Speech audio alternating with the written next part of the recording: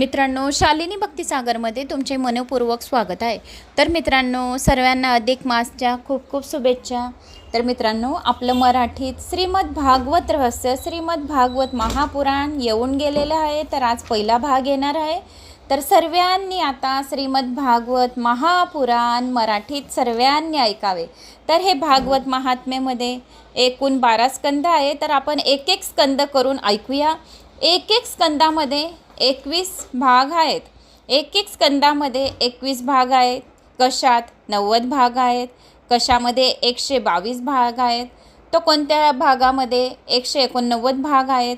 तर असे करून करून आपले पुरे 12 स्कंद आहेत।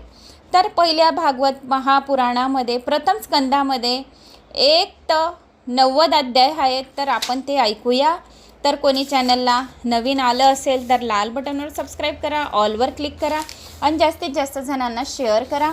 कुठून कोणत्या गावात तुम्ही माझा हा व्हिडिओ ऐकत आहोत, आपल्या गावाची कमेंट्स नक्की करा। याच्यात अध्याय आहेत नाही, फक्त 12 स्कंद देऊन दिलेले आहेत। लगातार आपल्याला बरेच दिवस आता हे श्रीमद भागवत महापुराण जाईल। भरपूर मोठं आहे, तुम्ही शॉर्ट्समध्ये बघू शकता की किती पन्ने आहेत। खूप सारे पन्ने आहेत याच्यामध्ये। एकूण पन्ने 600 पन्ने आहेत हे पुरे भागवत महापुराणामध्ये। तर जेवढं होऊ शकेल तेवढं आपण अधिक मासात ऐकण्याचे करावे, जास्तीत जास्त जणांना शेअर करण्याचे करावे। श्री गणेशाय नमो नमः। वक्रतुंड महाकाय सूर्यकोटि समप्रभ निर्विघ्नं कुरु मे देव सर्वकार्येषु सर्वदा। श्री गणेशाय नमः। श्री सरस्वत्यै नमः। श्री गुरुभ्यै नमः। ओम नमो भगवते वासुदेवाय नमः। श्री सच्चिदानंद रूपाय विश्वोत्पत्त्यादिहेतवे तापत्रय विनाशाय श्री कृष्णाय वयम नमः। जो जगाची उत्पत्ती, स्थिती आणि विनाश यांचे कारण आहे, तसेच जो तिन्ही प्रकारच्या तापांचा नाश करणारा आहे, असा सच्चिदानंद रूप भगवान श्रीकृष्णाला आम्ही वंदन करतो। परमेश्वराची 3 स्वरूपे शास्त्रात सांगितली आहेत, सत, चित आणि आनंद। सत प्रकट रूपाने असतो, अव्यक्त रूपाने असतो। तसे पाहिले तर आनंद आपल्या आतच आहे, तरीही माणूस आनंद बाहेरच शोधत असतो। आनंद तर स्वतःचे स्वरूप आहे। आनंद तर तुमच्या आतच आहे। हा आनंद जीवनात कसा प्रकट करावा हेच भागवत शास्त्र आपल्याला शिकवते। लोणी दूध आतच असते, तरीही ती आपल्यास दिसत नाही, परंतु दुधाचे दही करून ते घुसळले तरच लोणी दिसून येते। ठीक याचप्रमाणे माणसाला मनोमंथन करून आनंद प्रकट करायचा आहे। दुधात जसे लोणी दिसत नाही, तसा ईश्वरही सर्वत्र असून जगात दिसत नाही। जीव तर ईश्वराचाच अंश आहे, तरी तो ईश्वराला जाणण्याचा प्रयत्न करीत नाही, म्हणून त्याला आनंद मिळत नाही। कुणी कसलाही जीव असो, त्याला ईश्वरातच विलीन व्हायचे आहे। आनंदाचे अनेक प्रकार तैत्तिरीय उपनिषदात सांगितले गेले आहेत। त्यापैकी 2 मुख्य आहेत, साधनजन्य आनंद, स्वयंसिद्ध आनंद। साधनजन्य आनंद म्हणजे विषयजन्य आनंद आहे। विषयांचा नाश झाल्यावर त्या आनंदाचाही नाश होतो। योगी जनाजवळ कोणतीही साधने या विषय नसतात, तरीही त्यांना आनंद मिळतो। ते नेहमी आनंदात असतात। यावरून हेच सिद्ध होते की आनंद आत आहे, बाहेर नाही। ईश्वराचे स्वरूप सत्य, चित्त, आनंद ईश्वरात परिपूर्ण आहे। परमात्मा परिपूर्ण सतरूप, परिपूर्ण चित्तरूप, परिपूर्ण आनंद रूप आहे। परमात्मा श्रीकृष्ण परिपूर्ण आनंद रूप आहे। श्रीकृष्ण परिपूर्ण ज्ञानी आहे। श्रीकृष्णाला 16,000 राण्यांसोबत संवाद करताना जे ज्ञान होतं, तेच द्वारकाचा नाश होत असतानाही होते। श्रीकृष्णाचा आनंद द्वारकेत किंवा राणीत नव्हता। सर्व विनाश होत असतानाही श्रीकृष्णाचा आनंद नष्ट होत नव्हता, कारण की श्रीकृष्ण तर स्वयं आनंद रूप आहेत। उत्पत्ती, स्थित आणि संहार या लीलेत स्वरूपात कोणतेही परिवर्तन होत नाही। श्री ठाकूरजी संहारालाही आपलीच लीला मानतात।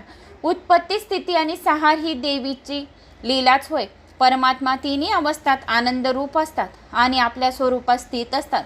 जीवाला जर आनंदमय व्हायचे असेल तर त्याला सच्चिदानंदाचा आश्रय घ्यावा लागेल। हा जीव जोपर्यंत परिपूर्ण होत नाही, तोपर्यंत त्याला शांती मिळत नसते, आनंद मिळत नसतो। संसारातील प्रत्येक पदार्थ परिणामी नाश पावत असल्यामुळे परिपूर्ण म्हणता येत नाही। परिणाम स्वरूप तर भगवान श्री नारायण आहेत. या प्रभू नारायणाला जो ओळखतो आणि त्या नारायणाशी जो आपले मन तत्कार करतो तोच नारायणाशी एकरूप होत असतो. फक्त जीवात्मा श्री नारायण रूप होऊ शकतो आणि तोच परिपूर्ण होतो. तेव्हा जीवाचे जीवन सफल होत असते. जीव जोपर्यंत अपूर्ण आहे तोपर्यंत त्याला शांती मिळत नसते. जीव जेव्हा ईश्वराच्या एकरूप होतो तेव्हा त्याच्या जीवाला ईश्वराच्या अप्रोक्ष साक्षात्कार होऊन तेव्हाच त्याचा जीव परिपूर्ण होतो. जेव्हा त्याचे मन ईश्वरामध्ये रमते तेव्हा त्याला शांती मिळते. परमात्मा श्रीकृष्णाचे दर्शन घडण्यासाठीच हा माणसाचा जन्म झालेला आहे. मनुष्य तर भगवंताचे दर्शन करू शकतो. पशुला तर आपल्या स्वरूपाचे भान नसते. मग तो बिचारा परमात्म्याचे दर्शन कसे करू शकेल? परमात्म्याच्या दर्शनाशिवाय जीवन सफल होत नसते. जो परमेश्वराचे दर्शन करतो त्याचे जीवन सफल होते. हा जीव अनंत जन्मांपासून भोग भोगत आला आहे तरीही त्याला तृप्ती मिळाली नाही. ही तृप्ती त्याला तेव्हा मिळते त्याला परमात्म्याचे दर्शन घडते. तेव्हा श्रीकृष्णाच्या दर्शनाशिवाय जीवाला परिपूर्ण शांती मिळत नाही. दर्शनाचे 3 प्रकार या भागवत पुराणात भागवत रहस्यामध्ये सांगितले गेले आहेत की 3 शास्त्रांमध्ये सांगितले आहे. स्वप्नात जर प्रभूचे जे दर्शन होते ते साधारण दर्शन होय. मंदिर व मूर्तीत जे दर्शन होते ते मध्यम दर्शन होय. ईश्वराचे अप्रोक्ष दर्शन हे उत्तम दर्शन होय. परमेश्वराचा अप्रोक्ष साक्षात्कार जेव्हा होतो तेव्हा जीवन सफल होते. वेदांतात साक्षात्काराचे 2 प्रकार सांगितले आहे. परोक्ष ज्ञान, अपरोक्ष ज्ञान. परमेश्वर विशिष्ट कुण्या एका जागी आहे असे मानणे हा परोक्ष साक्षात्कार होय. ईश्वराशिवाय काहीही नाही. ईश्वरच सर्व काही आहे. मी ईश्वराहून वेगळा नाही असा अनुभव येणे हा अप्रोक्ष साक्षात्कार आहे. अहम ब्रह्मासी, मी ब्रह्म आहे असा अनुभव ज्याला आला आहे त्याला अप्रोक्ष साक्षात्कार झाला आहे असे समजतात. पाहणारा ईश्वराला पाहताच ईश्वरमय होऊन जातो. तेव्हाच त्याला अप्रोक्ष साक्षात्कार होत असतो. सर्वात ईश्वर भरला आहे असा अनुभव घेता घेता जो देवात विलीन होऊन जातो तोच फक्त ईश्वराचे परिपूर्ण स्वरूप जाणू शकतो, ओळखू शकतो. वेदांतात यालाच अप्रोक्ष साक्षात्कार म्हणतात. ईश्वर जगात विशिष्ट ठिकाणी आहे हे ज्ञानही अपूर्ण आहे. ईश्वर सर्व व्यापक आहे. तो केवळ एका मूर्तीत व मंदिरात सामावू शकत नाही. मंदिरात प्रभूचे दर्शन झाल्यानंतर ज्ञानी पुरुष जेथे दृष्टी जाईल तेथे भगवंतच पाहतो. मन जेथे जाईल तेथे त्याला भगवंतच दिसतो आणि हर प्राण्यांमध्ये त्याला ज्ञानी मनुष्याला भगवंत दिसतो. त्याला ईर्ष्या, कपट, चपट, दिखावा दिसत नाही. हेच आहे परमेश्वराचे असाधारण दर्शन. जो परमात्मा माझ्यात आहे तोच सर्वांमध्ये आहे. परमात्मा हा सर्वांच्या अंतःकरणांमध्ये आहे. तुमच्या, माझ्या, सर्व प्राणी मात्रांमध्ये परमात्मा भगवान श्रीकृष्ण, भगवान श्री विष्णू विराजमान आहे. फक्त तो ओळखला यायला पाहिजे. अशा प्रकारे अखिल जगात ज्याला ब्रह्मरूप दिसतो तोच ज्ञानी समजावा. अर्थात सर्वात परमात्म्याचा अनुभव घेता घेता त्याला आल्यातही परमात्म्याचा अनुभव येतो. परमात्म्याच्या परोक्ष ज्ञानाने काही विशेष लाभ होत नाही. पण जीव जेव्हा परमेश्वराचे अप्रोक्ष दर्शन घेतो तेव्हा कृतार्थ होतो. ज्ञानी पुरुषाला तर आपल्या स्वतःच्या स्वरूपातही देव दिसत असतो. हेच अध्येय होय. श्रीकृष्णाच्या लीला याचसाठी आहेत. या लीलाचे चिंतन करता करता गोपींनी आपल्या स्वरूपात परमेश्वराचा अनुभव आला होता. लाली देखीन मे गई हो गई लाल. गोपींना आपल्या देहाचे विस्मरण झाले आणि त्या म्हणाल्या मीच कृष्ण आहे, मीच कृष्ण आहे. आपल्या प्रिय कृष्णाच्या सर्व ठायी अनुभव घेणाऱ्या गोपी कृष्णमय झाल्या. ज्याला आपल्यात परमेश्वराचे दर्शन होते तोच जीव परमेश्वराशी एकरूप होत असतो. आपल्या आतच ज्याला परमेश्वर दिसत आहे. प्रत्येकाच्या अंतःकरणामध्ये परमेश्वर आहे. ज्याने आपल्या आत्म्यामध्ये सांगितले की माझ्या आत्म्यामध्ये परमेश्वर आहे तर तोच परमेश्वराचे दर्शन घेऊ शकतो. या अधिक मासात जो श्री भागवत महापुराण रहस्य ऐकतो त्याला परमात्म्याचे साक्षात त्याच्या हृदयामध्ये विराजमान होतो आणि त्याला साक्षात परमेश्वराचे दर्शन घडल्याशिवाय राहणार नाही. असे हे भागवत महात्म्याचे रहस्य आहे. एकूण आपले हे 12वे महापुराण भागवत रहस्य आहे. तर शालिनी भक्तिसागरवर 12वे पुराण आलेले आहेत. तर आपले 6 पुराणच आता बाकी आहेत. तर असे भागवत रहस्यामध्ये सांगितले गेलेले आहे की ज्याच्या आत्मा निर्मळ आहे, त्याच्या आत्म्यामध्ये चपट, कपट, दिखावा काही नाही. त्याच्या आत्म्यामध्ये स्वयं भगवान विष्णू, स्वयं भगवान श्रीकृष्ण, राम, श्रीकृष्ण, बाळकृष्ण असे विराजमान आहेत आणि ते स्वयं आपल्याला दर्शन देतात. तो ईश्वरात विलीन होऊन जातो. जो आपण परमेश्वरापासून निराळा राहू शकत नाही तर ईश्वरात विलीन होऊ जातो. श्री भागवताचे फळ आहे. ज्ञानी ज्ञानाने परमात्म्याचा ब्रह्मांचा अप्रोक्ष साक्षात्कार करून घेत असतात, तसे वैष्णव फक्त प्रेमाने परमेश्वराचा अपरोक्ष साक्षात्कार करून घेतात. ईश्वर जीवाला आपला मानून जेव्हा स्वरूपाचे दान देतो तेव्हाच तो जीव पूर्ण होतो. ईश्वरा वाचून सर्व संसार अपूर्ण आहे, जीवही अपूर्ण आहे, म्हणून त्याला शांती मिळत नाही. नारायणच पूर्ण खरं आहे. खरी शांती नारायणातच आहे. नर नारायणाचा अंश आहे, म्हणून तर नारायणातच विलीन होऊ इच्छितो. श्री नारायणाची ओळख करून व नारायणातच विलीन होण्याचे साधन श्री भागवत शास्त्र होय. या भागवत महापुराणामध्ये संपूर्ण नारायणाची कथा आहे. जीव नारायणाचा अंश आहे, त्याला तर नारायणातच विलीन व्हायचे आहे. यासाठी शास्त्रात अनेक उपाय सांगितले गेले आहे. कुमार्ग पहिला, दुसरा ज्ञानमार्ग, तिसरा भक्तिमार्ग.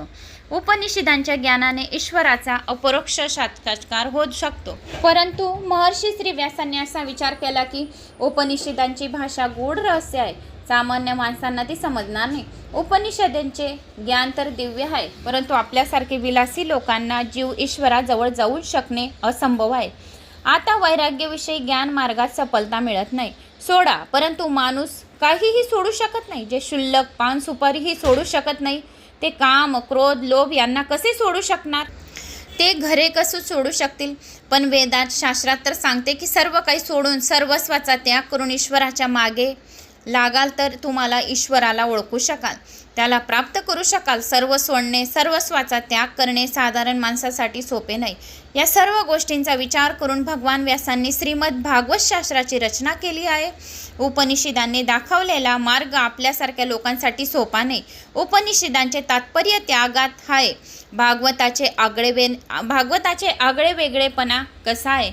जे पान सुपारी चहा सोडू शकत नाही, जे 2-4 तासात पुराण ऐकायला बसले असता नशेची डब्बी सुद्धा सोडू शकत नाही, पुराण ऐकता ऐकता सुद्धा त्यांची नशेची डब्बी सोबत राहते, ते काम, क्रोधादी विकारांना कसे सोडू शकतील? म्हणून श्रीमद भागवत कथात सांगितले गेलेले आहे की नवीन मार्गदर्शन केले आहे. आम्ही घरदार आणि धंदा सोडू शकत नाही असे म्हणणाऱ्यांना भागवत शास्त्र म्हणते, निराश होऊ नका. सर्व काही सोडून जंगलात जाण्याची काही जरुरी नाही. केवळ जंगलात जाण्याचा आनंद मिळतो असे नाही. जीव जेव्हा सर्व प्रकारची प्रवृत्ती सोडून निवृत्ती बसत असते तेव्हाही मनात प्रवृत्तीपर विचार येतात. श्रीमद भागवताचा आदर्श दिव्य आहे. गोपींनी घर सोडले नाही. गोपी घराचा कामधंदा करीत होते. त्यांनी स्वधर्माचा त्याग केला नाही, त्या वनात गेल्या नाही, तरीही त्या भगवंताला प्राप्त करू शकल्या की भागवत शास्त्र असे मार्गदर्शन करते की योग्यांना जो आनंद समाधीत मिळतो तो आनंद तुम्ही घरात राहूनही मिळू शकतात नाही. घरात राहूनही तुम्ही भगवंताला प्रसन्न करू शकता. घरात राहूनही भगवंताचे दर्शन होऊ शकते. गोपींना घरातच भगवंताचे दर्शन झाले होते. गोपींचा असा समज होता की जेथे आम्ही जाऊ तेथे आमचा कृष्ण आमच्या सोबत आहे, कारण की त्यांना माहिती होती की आपल्या हृदयामध्ये भगवान श्रीकृष्ण बसलेले आहेत. आपण ज्या ठिकाणी उभे आहे येथे आपल्याबरोबर श्रीकृष्ण आपल्याबरोबर उभे आहे, कारण त्यांनी भगवंतावर विश्वास ठेवला होता. जो जेवढा विश्वास भगवंतावर, पुराणांवर, शास्त्रांवर ठेवेल तेवढं भगवंत त्यांच्या सोबत, त्यांच्या हृदयात राहील. व्रजात अशा गोपीचे दर्शन घडल्यानंतर उद्धवांचा ज्ञान गर्व जिरला. गोपीच्या सत्संगानंतर उद्धव म्हणतो, वंदे नंद व्रजश्रीनानाम पादरेणु म भिक्ष्णक्षा तासाम हरिकथाद गीतम पुन्नाती भुवनत्रयम. नंदाच्या व्रजात राहणाऱ्या या गोपीच्या चरणधुलीला मी वारंवार वंदन करतो आणि ती धूळ मस्तकाला लावतो. अहो, या गोपींनी श्रीकृष्णाच्या लीलाकथा संबंधात जे गुणगान केले आहे ते तिन्ही लोकांना पावन करणारे आहे. जे 2 शब्दसुद्धा या भागवत शास्त्र महापुराणाचे, भागवत महात्म रहस्याचे जो कोणी 2 शब्द बी ऐकून घेईल तरी सर्व पापांचे नाश झाल्याशिवाय राहणार नाही, असे या भागवत शास्त्रामध्ये सांगितले गेले आहेत. गोपीत सर्वात कृष्ण पाहत होत्या. त्या म्हणत होत्या, या वृक्षात, वेलीत, फुलात, फळात आम्हाला भगवान श्रीकृष्ण दिसतो. माझा कृष्ण तर मला सोडून जातच नाही. गोपींना घराघरात परमात्म्याचा साक्षात्कार घडला. भागवतात सांगितले आहे की घरात राहा, आपले कामधंदे करा, तरीही तुम्ही परमेश्वराला प्राप्त करू शकतात. घरात राहणे पाप नाही, परंतु घर मनात ठेवणे मात्र पाप आहे. सर्वांना साधू बनण्याची गरज नाही. जर तुम्ही सर्व संन्यासी व्हाल तर संन्यासाचे स्वागत कोण करेल? त्यांचा मान कोण राखेल? गोपींची प्रेम लक्षणा शक्ती अशी दिव्य आहे की त्यांना घरातही राहून भगवंताची प्राप्ती झाली होती. श्रीकृष्ण रूप बनल्या. याप्रमाणे भगवान श्रीकृष्णामध्ये ज्याचे मन रमेल तोही श्रीकृष्ण रूप होईल आणि यात शंका मुळीच नाही आहे. त्यांच्या हृदयामध्ये पण भगवान श्रीकृष्ण विराजमान राहील. भगवान श्रीकृष्णाचे जेवढे नामस्मरण तेवढ्या कथा श्रीमद भागवत गीताच्या या भागवत रहस्याच्या महापुराणाच्या श्रीकृष्णाच्या या कथा जो अधिक मासात जास्तीत जास्त श्रवण करेल, शेअर करेल, तेवढे त्याला पुण्यफळाची जास्त प्राप्ती होईल. श्रीमद भागवत आपल्या प्रत्येक व्यवहाराला भक्तिमय करेल. भागवत प्रपंच आणि परमात्मा यांच्या सन्मय साधून देईल. जर आपल्याला काही दान करायचे आहे आणि दान करायला काहीच नाही तर फक्त हा व्हिडिओ शेअर करून द्या, म्हणजे दान केलेल्याचे पुण्य तुम्हाला मिळून जाईल. कारण की श्रीमद भागवत रहस्य तुम्ही दान करत आहे. जेवढे जेवढे ग्रुप आहेत, जेवढे जेवढे तुमचे कॉन्टॅक्ट आहेत, तितक्यामध्ये हे व्हिडिओ टाकून द्या. तितके दान तुमचे भगवान श्रीकृष्णापर्यंत पोहोचून जाईल. श्रद्धा, मनाने, विश्वासाने जेवढे जास्त दररोजचे व्हिडिओ जेवढे येतील तेवढे भगवान श्रीकृष्णाचे शेअर करत जा, तेवढं दान तुम्हाला होईल. श्रीमद भागवत रहस्यामध्ये सांगितले गेले की जेवढे माझ्या या श्रीकृष्णाच्या नावाचा जेवढा तुम्ही अधिकातून अधिक जेवढे तुम्ही सांगणार याला त्याला श्रीकृष्ण भगवानचं रहस्य असं, श्रीकृष्ण भगवानचं रहस्य तसं, तेवढं त्याला अधिक महिन्यात कोट्यवधी पुण्यफळाची प्राप्ती होईल. श्रीमद भागवत आपल्या प्रत्येक व्यवहाराला भक्तिमय करेल. भागवत प्रपंच परमार्थ यांचा सन्मय साधून देईल. आपल्याला घरात राहूनही तोच आनंद मिळेल. जो आनंद योगी वनात राहून मिळेल तोच आनंद आपल्याला घरात राहून मिळेल. आपण घरात राहून या कथा ऐकू. योगी जन समाधीत जो आनंद भोगतात तोच आनंद आपल्याला घरात स्वयंपाक करता करता व्हिडिओ लावून द्या तर घरात आपल्याला हा आनंद मिळेल.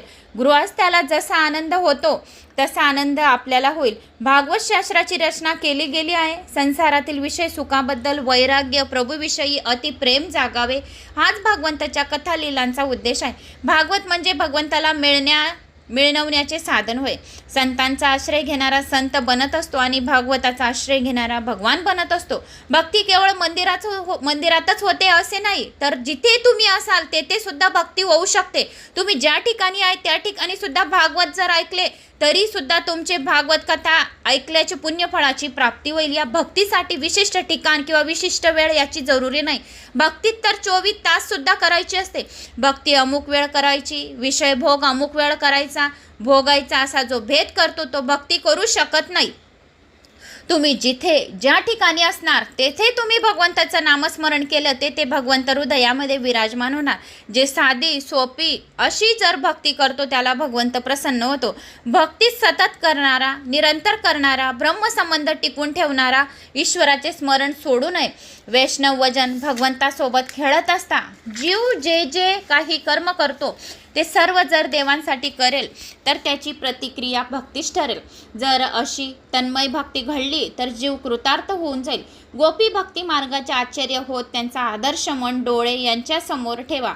ज्ञान मार्गाने, योगा मार्गाने जो ईश्वराचा आनंद साधकांना मिळतो ठीक तोच आनंद भक्तांना या भक्तीने मिळतो.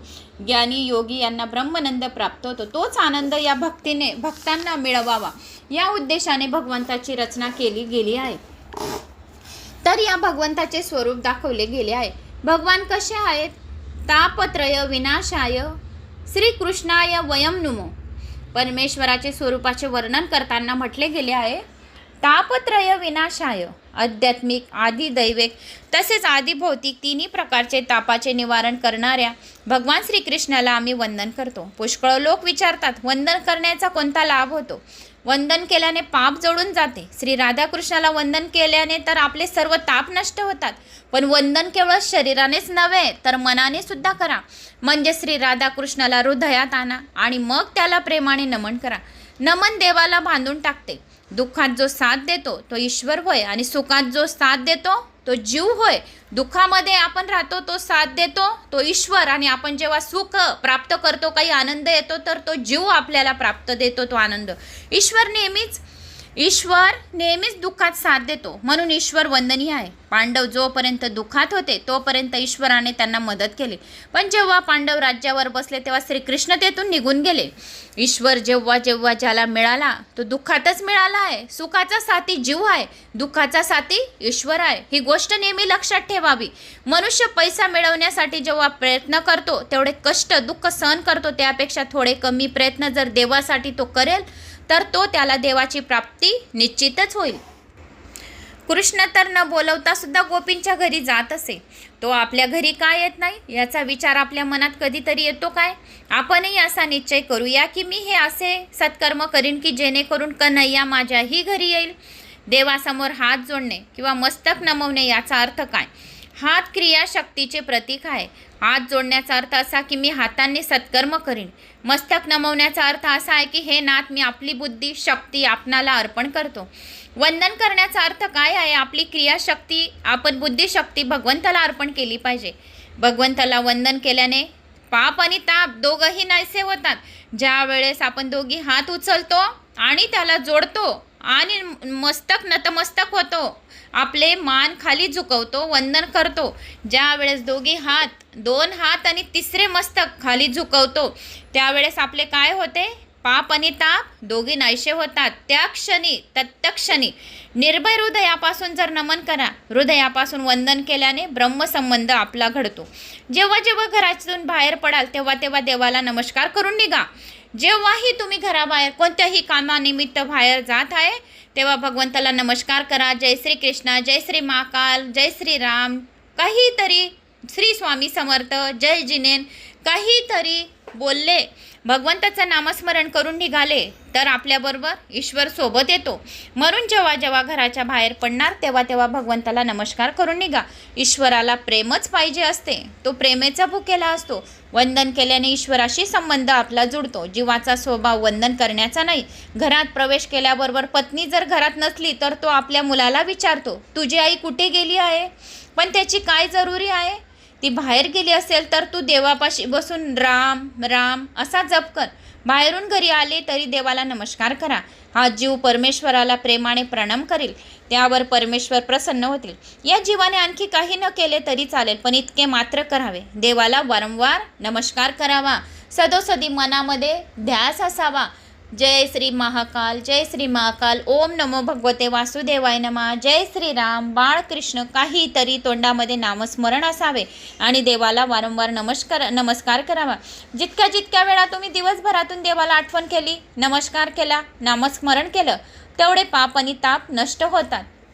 जो कोणी सद्भावनेने भगवंताला नमस्कार करतो त्याच्या हृदयामध्ये श्याममल मूर्ती निर्माण होते. आत्म्यामध्ये परमात्मा जागृत होतो. सद्भावाने करा. देवाचा माझ्यावर अनंत उपकार आहे. परमेश्वराने आपणावर किती उपकार केले आहेत. बोलण्यासाठी व खाण्यासाठी जीभ दिली आहे, पाण्यासाठी डोळे, ऐकण्यासाठी कान दिले आहेत, विचार करण्यासाठी मन दिले आहे, बुद्धी आणि विचारशक्ती परमेश्वराने दिली आहे. ईश्वराच्या उपकाराचे स्मरण करा, आठवण ठेवा आणि म्हणा की हे भगवन, मी तुमचा ऋणी आहे. असा उत्तम भावनेने देवाला नमस्कार करा. श्री परमेश्वराला उत्तम भावपूर्वक प्रणाम केला की तो अवश्य सफल होतो. विचार करा की देवाने मला जे काही दिले आहे त्या योग्य मी आहे काय? जीवाची तेवढी योग्यता आहे का? आपण एवढी देवाची भक्ती केली आहेत का? जे काही मला घर, दार, मुलं, नवरा, नोकरी काहीतरी दिलेलं आहे तर भगवंताने मला खूप दिलेलं आहे का? विचार करा. तरी पण देवाने त्याला अधिक देऊन ठेवले आहे. नमन केल्याने अहंकाराचा नाश होतो. ओझे थोडेसे कमी होते कारण भगवंताजवळ मान खाली झुकवतो. नाही तर कलियुगामध्ये गर्व, अहंकार, इगो, ॲटिट्यूड कुठून कुठून भरलेला आहे. म्हणून अहंकार नाश होतो. थोडे सुद्धा आपण जर नमस्कार केला, 2 हात तिसरे मस्तक जोडले म्हणजे आपले काय? डोक्यावरचे जो इगो ॲटिट्यूड आहे तो थोडा हलका होतो. देवाचे काहीच ओझे राहत नाही कारण त्याच्यात अभिमान नाही, म्हणून तो फार हलका होऊन जातो. बोडण्याच्या पत्नीच्या नाकातली नथनीच श्रीकृष्णाने तोलली गेली होती का? बोडण्याच्या पत्नीच्या नाकातली नथनीने श्रीकृष्ण तोलले गेले होते का? भगवंताचा आरंभही नमानेच केला गेला आहे आणि समाप्तीही वदनानेच केली गेली आहे. तसेच एखाद्या एकट्या श्रीकृष्णाची वंदना केली नाही तर म्हटले आहे, श्रीकृष्णाय राधाकृष्णाय वयम नुमा. श्रीचा अर्थ आहे राधा, श्रीचा अर्थ आहे राधा. राधेच्या सोबत विराजणाऱ्या कृष्णाला मी वंदन करतो. देवाला वंदन केल्यावर भगवंताच्या वक्ता श्री शुक्राचार्यांना वंदन करतो. वाचन किंवा चिंतन यापेक्षा जीवनात आचरण अधिक श्रेष्ठ आहे. मी वाचून दाखवते, तुम्ही श्रवण करत आहे. आचरण आणि चिंतन अधिक, पण आचरण करणे वाचन किंवा चिंतन यापेक्षा काय श्रेष्ठ आहे? आचरण ते मानणे. वेदांचा अंत लागत नाही आणि पुराणांचा सुद्धा पार लागत नाही. माणसाचे आयुष्य फार थोडे आहे आणि शास्त्रात काही अंत नाही. पण त्या एकाला म्हणजे ईश्वराला जाणले तर सर्व काही जाणले होते. कलियुगातील माणूस कमी वेळात भगवत प्राप्ती करून घेऊ शकतो. भागवतात जे सांगितले आहे ते संपूर्ण या भागवतामध्ये, भागवत रहस्यामध्ये सांगितले गेले आहे. सूत सांगतात, राजा परीक्षिताने 7 दिवसातच सद्गती प्राप्त करून घेतली होती. ते मी माझ्या डोळ्यांनी पाहिले आहे. परीक्षिताचा उद्धार झाला. आमच्या सर्वांचा उद्धार का होणार नाही? आम्ही परीक्षितासारखे श्रोता व्हायला पाहिजे आणि वक्ताही शुक्राचार्यासारखे मिळायला पाहिजे, म्हणून उद्धार होऊ शकतो. आम्ही सर्व परीक्षितीच आहोत. हा जीव गर्भात आला, ज्याने माझे रक्षण केले, तो 4 हातांचा पुरुष कुठे आहे असे म्हणून ईश्वराचा शोध घेणारा जीव परीक्षितच होय. परीक्षिती म्हणजे श्री भगवंताच्या दर्शनासाठी आतुर झालेला जीव. परीक्षिताच्या आतुरचे एक कारण होते, ते हे की त्याला कळून चुकले होते की 7 दिवसात मरणार आहे. तक्षक नाग त्याला दंश करणार होता. प्रत्येक जीवाला जर तक्षक नाग डसणार आहे, तक्षक हा काळाचे स्वरूप आहे, अशा भागवताच्या एकादश स्कंदामध्ये सांगितले गेले आहे. काळरूपी तक्षक कोणालाही सोडत नाही, तो 7व्या दिवशीच चावतो. सप्ताहाचे 7 दिवस असतात. या 7 दिवसांपैकी कोणत्याही एका दिवशी काळ अवश्य चावेल. या 7 वारांपैकी एक वार आमच्यासाठीही निश्चित झालेला असेल. म्हणून परीक्षितीप्रमाणे काळाला विसरू नका. कुणीही जीव असो, त्याला काळाचे भय आहे. मृत्यूचे भय फक्त माणसालाच असते असे नाही, तर ब्रह्मदेवाला काळाचे भय आहे. श्री भागवत माणसाला निर्भय बनवते. भागवतात लिहिले आहे की ध्रुव मृत्यूच्या डोकावर पाय देऊन स्वर्गात गेला होता. राजा परीक्षिती शेवटी म्हणाला की मला आता काळाचे भय राहिले नाही, मला काळाचे भय वाटत नाही. भागवत श्रवण करणारा, जर परमेश्वर प्रेम करणारा, जो भागवत श्रवण करणारा आहे आणि जो भगवंतावर प्रेम करणारा असेल, त्याला काळाचे भय वाटत नाही. जो भगवंताच्या आश्रयामध्ये निर्भय होतात, लोक मृत्यूला अमंगल मानतात, परंतु हा मृत्यू अमंगल नाही. मृत्यू म्हणजे काळ परमात्म्याचा सेवक आहे, म्हणून तो मंगल आहे. देवाला वाटत असते माझा बालक आता योग्य झाला आहे, म्हणून तो काळाला आज्ञा देत असतो की त्या जीवाला पकडून आण. ज्याच्या मनात पाप करण्याचा विचारही येत नाही, त्याचा मृत्यू मंगलमय असतो. जो माणूस मृत्यूचे खरे भय बाळगत असतो, त्याचे जीवनही बिघडत असते व त्याचा मृत्यूही अमंगल असतो. अंतकाळी जी घबराट होत असते ती मृत्यूच्या भयाने नाही, केलेल्या पापांच्या आठवणीने होत असते. पाप करताना माणूस भीत नसतो, पापाचे फळ भोगण्याची वेळ आली म्हणजे माणूस भीतो. व्यवहारात लोक एकमेकांचे भय बाळगत असतात. मुनीमजी, शेठजी भय बाळगतात, कारकून अधिकाऱ्याचे भय बाळगतात, पण माणूस देवाचे भय बाळगत नाही, म्हणून माणूस दुःखी होत असतो. भागवत माणसाला निर्भय बनवते. श्री भागवताचे जर 2 शब्द बी ऐकले असतील तर यमदूत आपल्याला हात लावत नाही आणि नाही आपल्याला कसले भय आणि पापाचे फळ भोगण्याची वेळ येणार नाही, कारण की श्रीमद भागवत पुराण श्रवण केलेले आहे. ज्यांनी श्रीमद भागवत पुराण आणि एकूण 11 पुराण आपले श्रवण झालेले आहे, 12वं पुराण आपलं आहे, तर आपल्याला यमदूताची भय बाळगायची गरज नाही आहे. श्री भागवताच्या आश्रयाने माणसाला निर्भयता प्राप्त होते. श्री परमात्म्याच्या श्रीकृष्णाचा अंश आहे, श्री भगवंताचा अंश आहे असे वाटू लागते. काही पैसे जर खिशात असले तर माणसाला हिंमत येत असते. तर परमात्म्यालाच बरोबर घेऊन फिराल तर आपण निर्भय बनाल, यात शंका नाही. भय विना प्रेम बसत नाही. काळाचे भय बाळगा. काळाचे मृत्यूचे भय बाळगणारे देवविषयी प्रेम उत्पन्न होते, म्हणून काळाची, मृत्यूची, पापाची भीती बाळगा, धर्माची भीती बाळगा. माणूस जर नेहमी काळाचे भय बाळगेल तर त्याच्या हातून पाप होणार नाही. निर्भय व्हायचे असेल तर पाप सोडून द्या. श्री भागवत शास्त्र आम्हाला निर्भय बनवते. माणसाला दुसऱ्या कशाचे भय वाटो न वाटो, पण काळाचे भय मात्र त्याला वाटतच असते. कामाचा नाश करून जो भक्ती व प्रेममय जीवन जगतो तो काळाचा मार खात नाही. कामाच्या काळाच्या तडाख्यातून वाचायचे असेल तर परमेश्वर अतिशय प्रेम करा, परमेश्वरावर अतिशय प्रेम करा. श्रीमद भागवत रहस्य, श्रीमद भागवत पुराण ऐका. परमेश्वरावर अतिशय प्रेम केल्या वाचून हे काम, क्रोध आदी विकार जाणार नाही. परमेश्वरावर प्रेम कराल तरच काळाचे भय राहणार नाही. ध्रुव मृत्यूच्या शिरावर पाय देऊन स्वर्गात गेला होता. तक्षक काळाचे स्वरूप आहेत. काळ तक्षक कोणालाही सोडत नाही. या काळाला कोणाचीही दया येत नाही, म्हणून याच जन्मात या काळावर विजय मिळवा. ज्यावेळी जन्म होतो त्याच वेळी मृत्यू कारण निश्चित होऊन जातात. पाप करण्यात मनुष्य जितका प्रवीण असतो तितका तो पुण्य करण्यात नसतो. जेवढे जर आपण पाप थोडेही केले तर लगेच ते निपुण होऊन जाते. पाप लवकर मिटत नाही, पुण्य मात्र तसंच होते. जेवढे मनुष्य पाप करण्यात मनुष्य जितका प्रवीण असतो, हुशार असतो, तितकं तो पुण्य करण्यामध्ये हुशार नसतो. पाप उघडीस आले तर जगात अपकीर्ती होईल या भीताने तो एकाग्र चित्त होऊन मोठ्या सावधगिरीने पापचरण करतो.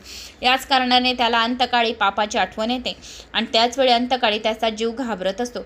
आपण केलेली पापे त्याला आपल्या डोळ्यासमोर दिसतात. त्याला वाटत असते मी मरणाची काहीच तयारी केली नाही आहे. कारण काय तयारी केली नाही आहे? मी मरणाची काय तयारी केली नाही? मी कोणतेही पुराण जन्माला आले पण ऐकले नाही, कोणतेही शास्त्र गीता कथा काही ऐकले नाही, भजन सत्संग कीर्तन केले नाही, कुठे गेलो नाही. माझे आता कसे होईल हे त्याला भय वाटत असते. जर मनुष्याने एकही वेळेस जर 12-18 पुराणांमधून एक पुराण बी श्रवण करून घेतले म्हणजे त्याच्या जन्माचे त्याने सार्थक करून घेतले, म्हणजे त्याने मरणाची तयारी करून घेतली. आपले हे 12वे पुराण चालू आहे. तर आपणही मरणाची जर वेळ आली तर आपण सर्व तयारी करून ठेवलेली, डोळे बंद करून आपण म्हणू की आम्ही पूर्ण पुराण शास्त्र व्यवस्थित ऐकले. कोणी जर आपल्या दाराशी आलं असेल त्याला भुकेले जाऊ दिलेलं नाही आहे. चिड्या मुंग्यांना आपण खायला दिले आहे. मांजर जर आली तर तिला दूध प्यायला दिलेलं आहे. दारात जर गाय आली तर तिला आपण पोळी दिलेली आहे. आणि कोणी जर तिसेला आला आहे आपल्या दारात तर त्याला पाणी दिलेलं आहे. अतिथी आला आहे तर त्याचं अतिथी देवोभव स्वागत केलेलं आहे. तर आपल्याला ही भीती वाटणार नाही. मरणाची तयारी करावी जरा तर आपण सर्व काही आपल्या मनात काहीच राहणार नाही की आपण काही केलेलं नाही. म्हणून जर माणूस सर्व कामाची तयारी करत असतो पण मरणाची मात्र करत नाही. म्हणून सर्व कामांसोबत पुराणशास्त्र ऐकण्याची तयारी करावी.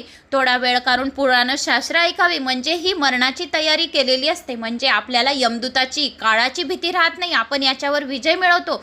ज्याप्रमाणे आपण लग्नाची तयारी करत असतो त्याप्रमाणे हळूहळू आनंदाने मरणाची तयारी करावी. दिवसभरातून थोडा वेळ काढून पुराणशास्त्र कथा ऐकाव्या. इकडच्या तिकडच्या निंदा नसल तिच्या गोष्टी करण्यापेक्षा थोडे भागवत पुराण ऐकून घ्यावे दुपारच्या वेळीस.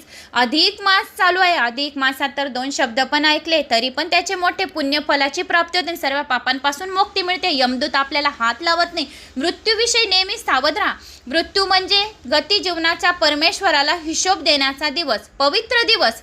ज्या दिवशी मृत्यू येतो तो दिवस कसा राहतो? गतजीवनाचा परमेश्वराला हिशोब देण्याचा दिवस राहतो आपला. आपण घरात जर आपल्याजवळ पैसे राहिले, घरात आपण त्यांना हिशोब विचारतो. घरात जर आपण मुलांना पैसे दिले तर आपण हिशोब विचारतो. जर आपल्याला कोणी पैसे दिले तर समोरचा आपल्याला हिशोब विचारतो. तर आपला ज्या वेळेस मृत्यू येतो, जो दिवस आपल्या मृत्यूचा राहतो गतजीवनाचा, म्हणजे ह्या मृत्यू लोकामधून आपण दुसऱ्या लोकात जाणार आहे, तर आपल्याला आता परमेश्वराला हिशोब द्यावा लागेल. आणि हिशोब देताना जर तुम्ही पुराण श्रवण केलेली आहे, भागवत महापुराण भागवत रहस्य 2 शब्द ऐकलेले आहे, तर तुम्ही नक्की परमेश्वराला हिशोब देणार वरती जाऊन की मी भागवत पुराण ऐकलं, मी गणेश पुराण ऐकलं, विष्णू पुराण ऐकलं, वराह पुराण ऐकलं, कुर्मे पुराण ऐकलं, अग्नी पुराण ऐकलं. जेवढे 18 पुराणं आहेत त्यामधून तुम्ही जेवढे पुराण ऐकले असणार, शिवमहापुराण, देवी भागवत पुराण, लिंग पुराण, कालिका पुराण, जेवढे पुराणं आहेत, जर त्याच्यामधून तुम्ही 2, 4, 6 असे पुराण ऐकले असणार तर परमेश्वराला हिशोब देणार तुम्ही. परमेश्वर म्हणेल की हो, तुझ्या वाटेला खरोखर हे कर्म, तुझे पुण्य तुझ्या सोबत आलेले आहे. तू तर पृथ्वीवर होता तर सर्व काही सोडून आलं, तर तुझ्या सोबत काय आलं? तुझ्याबरोबर पुण्य आलेलं आहे.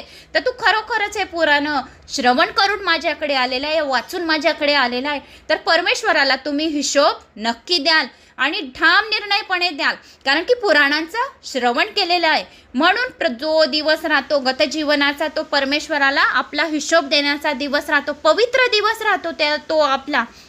म्हणून त्या दिवसाला घाबरायचं नाही. मृत्यूचा दिवस आला तरी पण आपल्याला घाबरायचं नाही आहे. का घाबरायचं नाही आहे? आपल्याजवळ आपल्या परमेश्वराचा, आपल्या पुराणांचा हिशोब आहे. म्हणून आपल्याला डगमगायची गरज नाही. आपल्याला कोणत्याच गोष्टीची, काळाची, मृत्यूची, यमाची, यमदूताची कोणतेही आपल्याला भय नाही आहे. कारण की आपल्याला पवित्र म्हणजे विमानात दूत येतील. गणेश पुराण ऐकले तर गणेशाचे दूत येतील, शिवपुराण ऐकले तर शिवाचे दूत येतील, विष्णू पुराण ऐकले तर विष्णूचे दूत येतील. आणि हे भागवत महात्म्य, आपण भागवत महारहस्य जर आपण ऐकले आहे तर भगवान श्रीकृष्णाचे दूत आपल्याला घ्यायला येतील. म्हणून आपल्याला मृत्यूला घाबरायची जरूरत नाही. काळाचे, यमदूताच्या भयाला आपल्याला घाबरायची जरूरत नाही आहे. म्हणून जास्तीत जास्त जणांना जर तुम्हाला काही अधिक महिन्यात दान करायचं असेल तर हे व्हिडिओ शेअर करा. करा आणि रोज ऐका. कारण की 600 पानं आहेत. 600 पानांमधून माझं हे दुसरंच पान अजून चालू आहे. 600 पान अजून वाचायला भरपूर वेळ लागेल. तर तुम्ही जेवढे जास्तीत जास्त रोज याच्यात चांगल्या कथा आलेल्या आहेत की एवढ्या की मी सांगू नाही शकत, की जीवनाचं सार्थक तुम्ही करून घेणार. 600 शब्द ऐका, 60 शब्द ऐका आणि 6 शब्द ऐका, तरी पण जीवनाचे आपले सार्थक होऊन जाईल. म्हणून या कानांना तृप्त करण्यासाठी श्रीमद भागवत महापुराण या अधिक मासात आपला योग आला. भगवंताने आपल्याला बुद्धी दिली आणि आपले पुण्य खूप काही जमा झालेलं असेल. म्हणून आज माझ्याजवळ श्रीमद भागवत महारहस्य महापुराण आलेलं आहे. कारण की मी खूप स्वतः तळमळ करत होती या पुराणासाठी. माझं मन अजिबात लागत नव्हतं की 8-10 दिवसापासून पुराण टाकलेलं आहे, आलं का नाही. न मला तहाण्याची भूक, न जेवणाची भूक, न कशाचीच नाही. दिवस रात्र फक्त भगवंताला प्रेयर करत होती की माझं पुराण येऊ दे, माझं पुराण येऊ दे, बस मला काही नको. कारण की याच्यात माझी लय होती. कारण याच्यात एक एक शब्द जीवनाचे सार म्हणून आहेत आपले. मी खूप छोटी आहे, माझ्याहून खूप मोठे लोक पण ऐकतात. मोठ्यांना तर मी नमस्कार करते.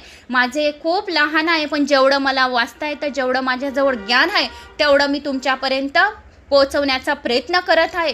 तर तुम्ही जास्तीत जास्त जणांना शेअर करा, लाईक करा आणि कमेंट्स नक्की करा.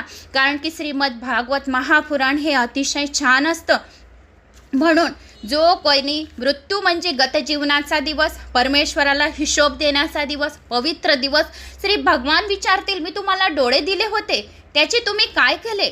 काय तुम्हाला भगवान विचारेल ज्या वेळेस आपला मृत्यूचा दिवस राहील, गतजीवनाचा शेवटचा दिवस राहील, परमेश्वराला हिशोब देण्याचा दिवस राहील, तेव्हा भगवान तुम्हाला विचारतील मी तुम्हाला डोळे दिले होते त्याचे काय केले, मी तुम्हाला कान दिले होते त्याचे काय केले, तुम्हाला शरीर व मन दिले त्याचा तुम्ही कोणता उपयोग केला. या हिशोबात जर तुमची गडबड झाली तर तुम्हाला घबराट होईल. सामान्य इन्कम टॅक्स ऑफिसरला हिशोब द्यायचा असला तर माणूस घाबरतो आणि देवाची प्रार्थना करतो. आणि मी निरनिराळी वही खाती ठेवली आहे. आपले लक्ष असू द्या. 1 वर्षाचे हिशोब देण्यात इतकी घबराट होते, तर सारे आयुष्याचे हिशोब देण्यात काय दशा होईल. देवाने आम्हाला जे दिले आहे त्याचा हिशोब द्यावाच लागेल. मंगल मृत्यू यावा असे वाटत असेल तर प्रत्येक क्षणाला सावध राहा. डोळ्यांचा सदुपयोग करा, वाणीचा सदुपयोग करा आणि उज्ज्वल मृत्यू येईल. प्रत्येक क्षण जो ईश्वराचं स्मरण करत असेल त्याचा मृत्यू मंगल होतो. दररोज शमशानात जाण्याची गरज नाही, पण दररोज शमशानाची आठवण ठेवणे जरुरी आहे. श्रीकृष्ण श्री शंकर आहेत, शमशानात समभाव जागत असतात. म्हणून श्री शंकर भगवान आहेत, शमशानात उपस्थित असतात. ते ज्ञानाचे देवता असल्याने शमशानात त्यांचा वास आहे. शमशान तर ज्ञानभूमी आहे. शमशानात समभाव जागत असतो, म्हणून ज्ञान प्रकट होत असते. म्हणून शमशान ज्ञानभूमी आहे. जेथे समभाव जागत असतो ते शमशान. समभावाचा अर्थ आहे असमभावाचा अभाव. समभावच ईश्वर भाव होय. माणूस सर्वांशी समभावाने व्यवहार करेल तर त्याचे मरण सुधरेल. सर्वठायी ईश्वर भाव जागेल तर त्या जीवठायी दैन्यभाव जागृत होईल. परमेश्वराला प्रसन्न करून घेण्याचे साधन म्हणजे माणसाला अमर व्हायचे आहे तर श्रीमद भागवत कथाचे श्रवण करा. श्रीमद भागवत कथा ही अमर आहे आणि अमर कथेचा जो आश्रय घेतो तो हमेशा अमर राहतो. तर आजच्या व्हिडिओमध्ये एवढंच. तर मित्रांनो, नक्की हे भागवत कथा, हे भागवत रहस्य, भागवत महापुराण खूप छान आहे. या 2च पानांचं वर्णन मी तुम्हाला असं समजवलं, सांगितलं तर पुढे किती छान तुम्हाला वाटेल. तर वेळ काढून, अधिक मास आहे, दुपारी स्वयंपाक बनवता भाज्या निवडताना, देवपूजा करताना असे पूजाला बसलेले आहे, त्याच वेळी तुम्हाला वेळ नाही तर व्हिडिओ लावून द्या आणि नक्की 2 शब्द श्रवण करा. म्हणजे आपण देवाला हिशोब देऊ शकतो. आवडल्यास लाईक, शेअर, सबस्क्राईब करा आणि कमेंट्स करायला विसरू नका. कमेंट्स सर्वांना करायचे आहे भागवत गीतावर. ओम नमो भगवते वासुदेवाय नमः, ओम नमो विष्णवे नमः, ओम नमो राधाकृष्णाय नमः, जय श्रीराम. आपल्या गावाची कमेंट्स काहीतरी नक्की करा. जय श्री राम. ओम नमो भगवते वासुदेवाय नमः, ओम नमो भगवते वासुदेवाय नमः. कृष्णाय वासुदेवाय हरे परमात्मने प्रणतक्लेशनाशाय गोविंदाय नमो नमः. या मंत्राचा बी दररोज जप करावा. जय श्री महाकाल.